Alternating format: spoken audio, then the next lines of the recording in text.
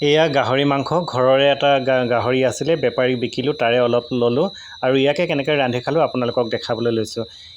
এইফালে বনাইছোঁ বনাইছোঁ মানে কি ইয়াত গাহৰিৰ মাংসত গাহৰিৰ তেজ দি ৰান্ধিছোঁ। এনেকৈ ৰান্ধিলে খাবলৈ বহুত টেষ্টি হয়।